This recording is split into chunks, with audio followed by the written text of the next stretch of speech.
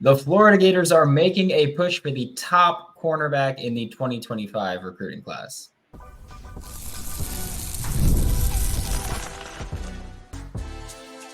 You are Locked On Gators, your daily podcast on the Florida Gators. Part of the Locked On Podcast Network, your team every day. Hello, and welcome back to another episode of Locked On Gators, part of the Locked On Podcast Network, your team every day. Thanks for making Locked On Gators your first listen of the day every day. You're available daily and free wherever you listen to the podcast. I am Brandon Olsen. Joining me today is Brian Smith, Locked On's recruiting insider. And before we get started, I'd like to thank LinkedIn Jobs for being the official college football recruiting sponsor across the Locked On College Network. LinkedIn Jobs helps you find the right candidates that you want to talk to faster. Post your job for free at linkedin.com/lockedoncollege. Terms and conditions apply. And Brian, we haven't talked about him in quite some time, but DJ Pickett is the top athlete, DB, whatever you want to call him. Depending on where you look, he's listed as a safety. Depending on where you look, he's listed as a corner. Depending on where you look, he's listed as just straight up athlete. And before we even talk about the visits, I just want to get this one out of the way because I know it's something that we're going to talk about. We're not even close to the end of this recruitment, are we? No, not remotely. Yeah, just I wanted to get that one out of the way before anybody gets their hopes up with anything, because the next part is that when Florida was making the transition from Corey Raymond to Will Harris, there was 3 weeks to a month of just no defensive backs coach. And if I'm not mistaken, that was when he put out his first top whatever list or right. Second latest top whatever list. And then Florida hired Will Harris. And a few weeks later, he put out an updated list and Florida still wasn't on it. Now, his dad told On 3 the other day that they are trying to set up an official visit with the Florida Gators. What do the Florida Gators have to do to continue making up ground here? Because it feels like you're on the way outside looking in. I mean, this is a very odd recruitment because he liked Florida a lot early, and it was Corey's top guy. I know that's straight from Corey, but obviously the coaching changed because he's now in Baton Rouge with LSU. I don't know what kind of relationship builder Will Harris. I don't know anything about the guy, but he's on the West Coast here recently. He's got a monumental task because this is a generational kind of player.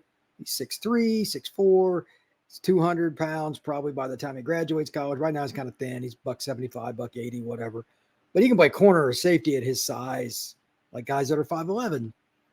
You got to find a way to get him on campus. And it sounds like they're going to do that. The question I have, is it a courtesy visit or is it really a feeling out visit and they're going to try to build a relationship with Coach Harris? If they are, they got a chance because from where he lives, it's about an hour and 50 minutes to Gainesville. It's not that hard.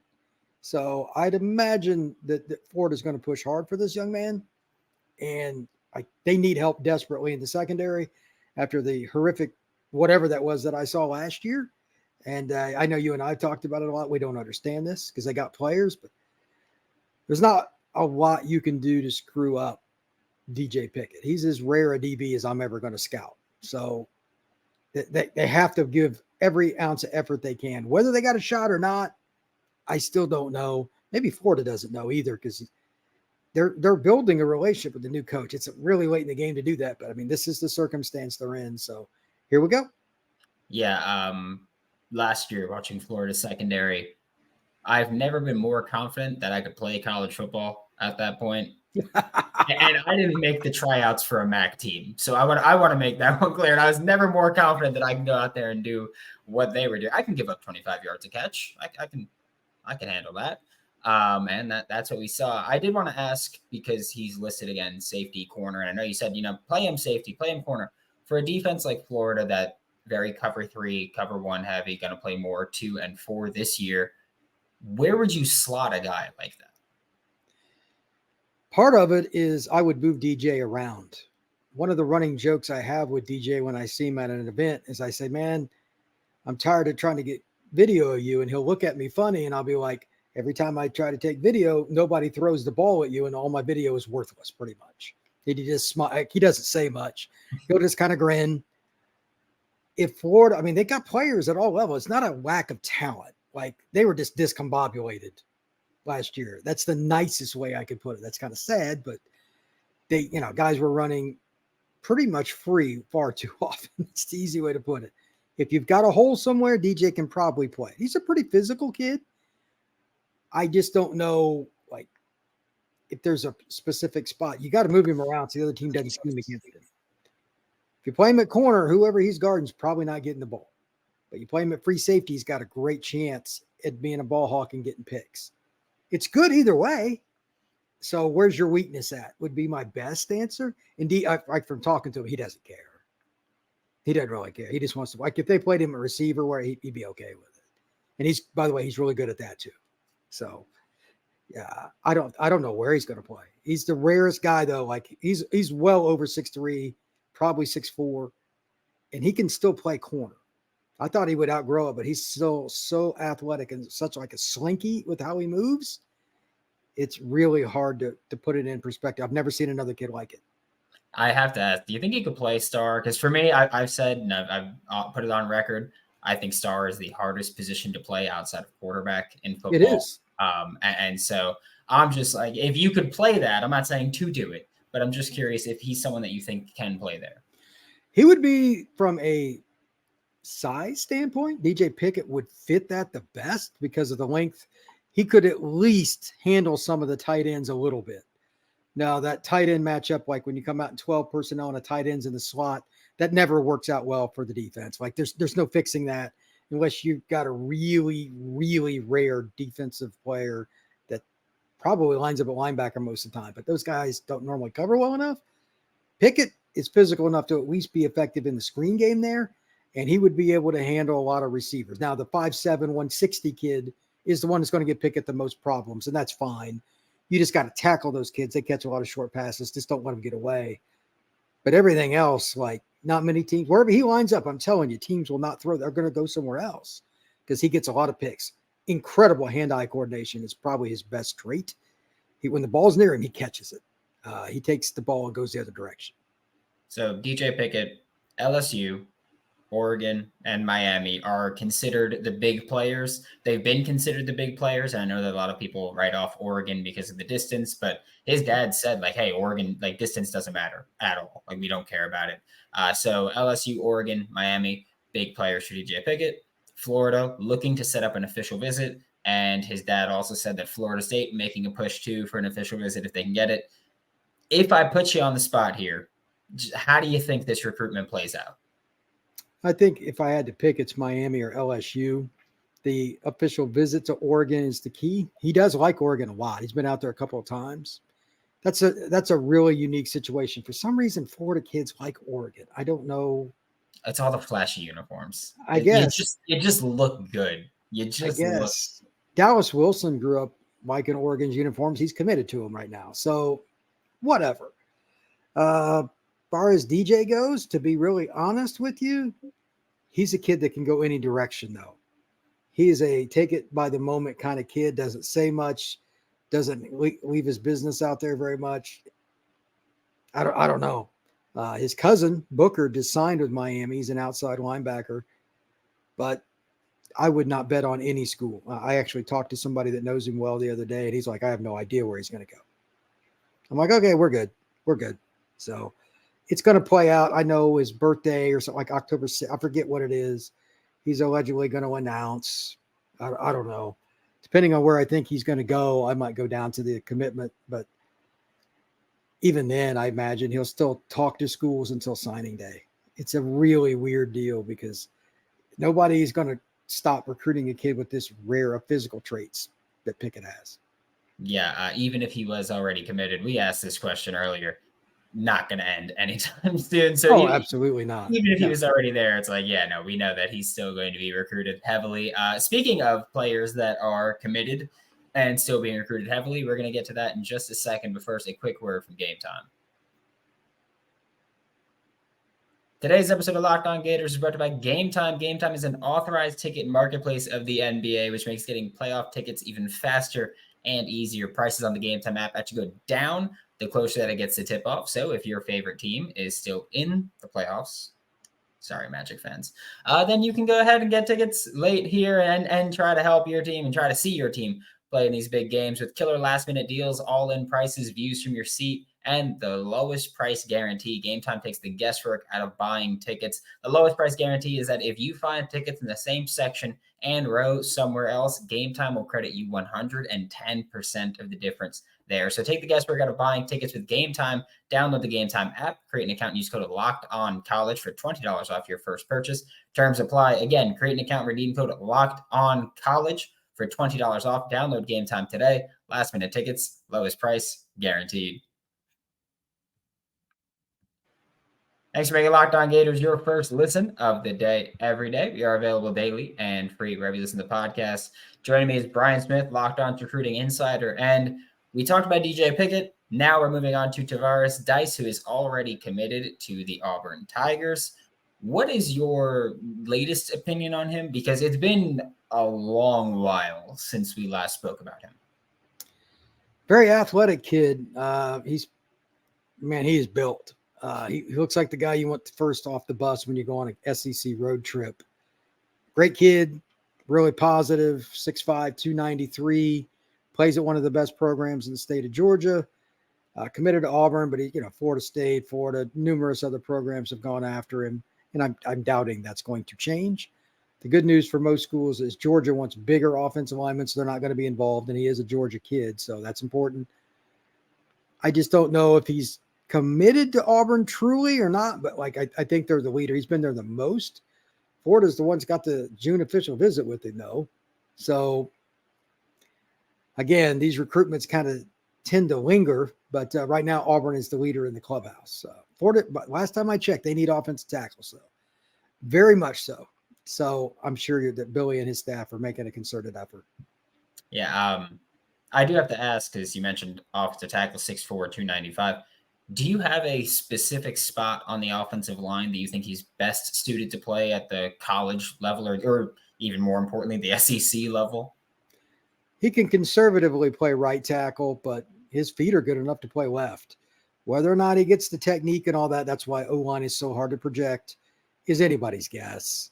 O-line and quarterback is so much about above the shoulder and understanding technique and watching film that projecting it is all but impossible.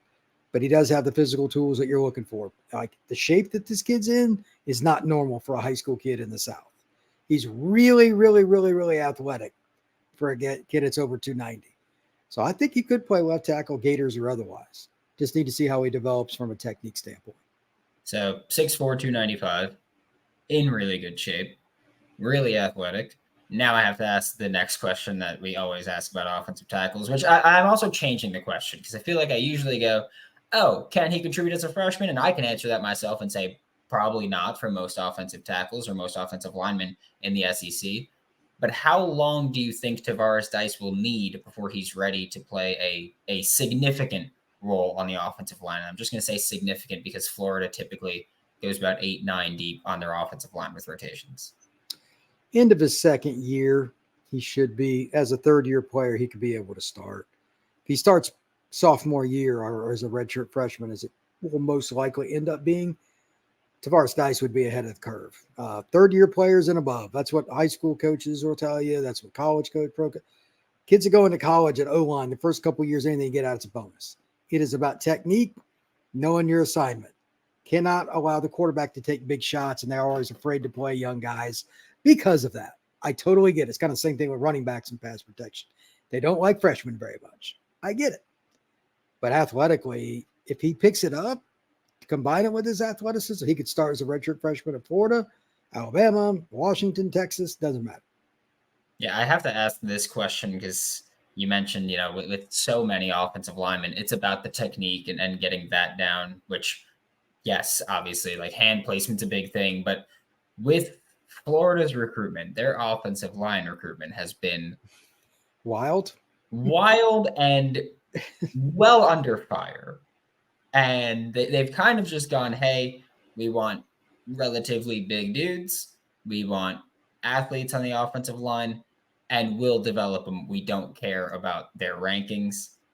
I have to ask just what your opinion is of Florida's offensive line, because essentially its coaching staff is just saying, hey, we're going to take big athletes and bank on our ability to develop them. I respect that to a certain degree. The back half of this is still something different.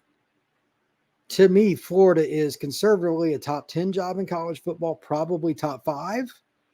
You shouldn't have to take a lot of projects. Just saying. When Urban was winning big, did he take a lot of projects at offensive tackle? No. Did they win big because they had plug and play guys? Yes. So that tells me they're not recruiting well enough. Sorry, it's just part of the reason. Like they do good, but not good enough for the Florida standard. That's just reality. And that's one of the reasons that they have struggled the last couple of years. Now, the guy before they got there, that's another story. He didn't exactly help that with some of his recruiting efforts either. But you gotta go out and get some impact guys if that happens, and they haven't. That's on Florida staff. And I'm just curious your opinion on this because you brought up Dan Mullen, John Hevesy, the offensive line coach at the time. Would you rather have someone who just willingly takes projects and banks on their recruitment and development, or would you rather have someone who just kind of doesn't care and is just like, hey, I'll just take the highest ranking kid, whatever matters? Culture and fit matter too, but I mean, neither one of those is good options, to be quite frank.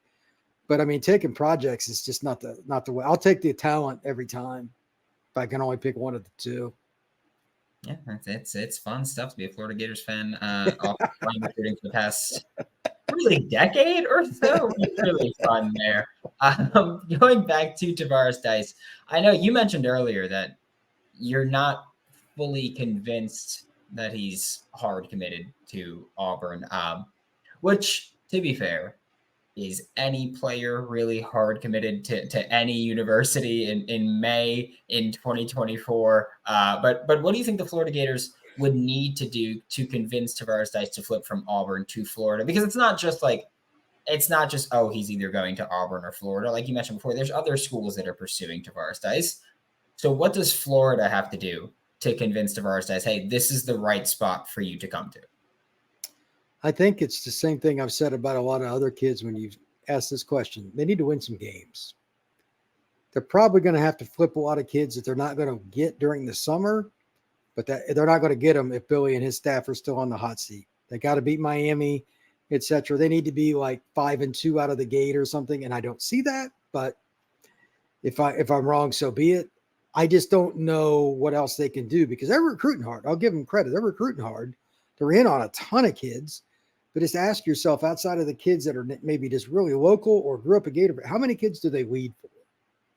That's my concern right now looking at them. They're in on a gazillion player. It's UF, though. It's not that hard to sell. Great school, good location, and all that, and it's the SEC. I'm not convinced that's going to work out, but the only thing they can do is get to the season. You can't prove anything until then. I mean, they're just kind of stuck. I don't know. Right now, they don't have a great vision to sell because they haven't done anything since they've been in Gainesville to earn any respect. Yeah, that's fair. We are about to talk about someone who is committed to the Florida Gators presently, but first, a quick word from Monopoly Go. All right, game off. We got to pause to talk more about Monopoly Go, which I know what you're saying. You know, you talked about them 4 times this week. I know. But there's just so much good stuff in this game that I have to. In Monopoly Go, you can team up with your friends for timed tournaments where you can work together to build up each other's boards. The more you work together, the more awesome prizes you unlock. And there's so much that you can get. Unique stickers to trade with your friends to complete albums for big prizes. Cool new playing pieces to travel the boards with. And with Monopoly Go, you can travel all over the world. Hell, you can leave the world. You start in New York. You can go to New Orleans. You can go to the moon. You can go to Camelot. You can do whatever you want in this game. It's incredible. Plus, it feels new and exciting every day with constantly changing tournaments and challenges. And there's always new timed events to help you win big, massive multipliers for everything you win, or even rent frenzies. There's always something fun to discover in Monopoly Go. So get off the bench and go download it now free on Google Play or the App Store. Game on. To wrap up today's show, we are talking about a Florida Gators commit. Brandon Olsen here with Brian Smith, Locked On Recruiting Insider. We're talking about Jeramiah McCloud. And last time we had you here was right before, basically, Jeramiah McCloud committed to the Florida Gators. What do you think about his film? Because we didn't talk about him a ton leading into it. It's unique because when I saw his measurables, I thought, okay, he's going to play nose guard or play some D tackle. They played him on the edge, standing up. I'm like, okay, this is a little bit surprising. He's a kid from the greater Tallahassee area that just plays hard too, man. Like he chased down plays from the backside. He's 280, something like that.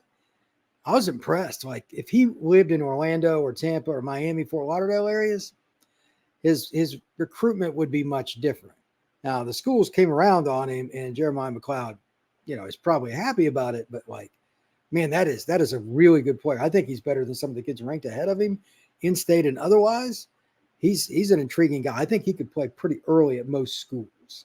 And for those that think he's going to come in right away and get like 8 sacks in the SEC, I'm not saying that. But like he's going to contribute as a freshman a little bit, and he could start as a sophomore in a lot of programs. Athletic, nimble, and has the natural size. McCloud's a good player. He's not going to get 8 sacks, right? But he had 12 as a junior in high school. Are you counting that? I'm saying like Florida people expect him to come in and get a bunch of sacks for the Gators. That's not going to happen. No. I will say his high school film was interesting because, like you mentioned, like you see him stand up on the edge. You see him play nose. You see him play D-end with a hand in the dirt. Like he lines up everywhere. And I felt like one of his key traits at least was like he won a lot of his reps with just like his first step. Just felt like he was like blowing up off the line, getting in the backfield and relentless effort. There was one sack where I'm pretty sure he ran by the quarterback, came back, grabbed him, and just flung him down to the ground. And that kind of athleticism at his size, like you mentioned, like where do you think he slots long-term for Florida's kind of defense, where they play a lot of guys where you could play nose and 3-tech, you could play 3-tech and the strong side ed, you could play all around this defensive line. Where do you think Jeramiah McCloud kind of fits there? Well, let's start with the 3-man line. 4-eye. I think he'll be a strong side end, fits it to a T. For those who don't know what that means, think of like the defensive ends that are actually in a stance at Georgia or Alabama the last few years. Florida's defense is similar. There's some intricacies with it, but I think he can play that power end spot, slant, and cause some havoc. Georgia's defense really isn't that complex. It's how big they are. Florida's defense is starting to kind of mirror it. I think that this kid could play at Georgia or anywhere else. I think he'll play strong side in now. Intriguing would be the 3-man line stuff, 3-3 stack, etc. on long yardage. Put him at nose and let him give havoc to the center. Because if it's just a pure passing down, you don't have to really think much. They get a draw for 5 yards, nobody cares. They're still punting. That might be something else they could do. I don't envision him standing up in case anybody's wondering. He's 280 plus. It's the college level. That's not going to happen. But that did show me, at least, I don't know about you, Brandon. Like I watched his film, I'm like, this guy broke down and changed directions like a linebacker. He is really, really athletic. Yeah, I do have to ask also because right now, at least, it's May. I'm not going to count anybody as fully committed. I have to ask, how would you view Jeramiah McCloud playing on the same line as Jalen Wiggins? Because Jalen Wiggins, of course, another Florida Gators commit for the time being on the defensive line. And I'm not saying for the time being because I think he's going to flip or anything. I'm just not setting myself up to say, oh, yeah, they're both going to be here. And then I look like an idiot in December. No, I'll make myself look like an idiot on my own terms. This is not one of them. But how would you view him playing alongside Jalen Wiggins? Wiggins would play a little bit different role. He's not quite as big. They might stand him up a little bit. He's 250-ish. I think Wiggins will put his hand down too, even if it is a 3-man line, because he's strong for his size. He'll play at 275, 280. He'll be the weak side down lineman in that defense. That would be a really, really good combination. Yeah, it'd be a lot of fun if you're a Florida Gators fan looking at this future defensive line. And I do have to ask with Jeramiah McCloud also, do you think that, let's say they bulk him up a little bit, do you think he'd be able to play a 3 and end that light nose tackle in those passing downs on a consistent basis? Yeah. Oh, yeah. I mean, he's athletic enough because he's got a first step switch that you can't teach. Sometimes it's just as blunt as what you see on the screen. Like, okay, there are not many guys going to stay with him. He's a first step freak, man. Like he gets off the ball right now. that's not fun. If you're the nose guard and it's 3rd and 9, nose guard usually sucks, but that's one time you can just pick a gap and go. Good times. McCloud fits that very, very well. Thank you so much, Brian. Thanks for making Locked On Gators your first listen of the day. Every day we are available daily and free for listen to the podcast. This is Brian Smith, who will be with us every week again. Didn't make it happen last week, but we will not let that happen again. I know you guys missed the recruiting stuff. Find me on Locked On Gators every week. Find Brian all throughout the Locked On College Network and every day on Locked On Seminoles with Locked On Podcast Network, your team every day.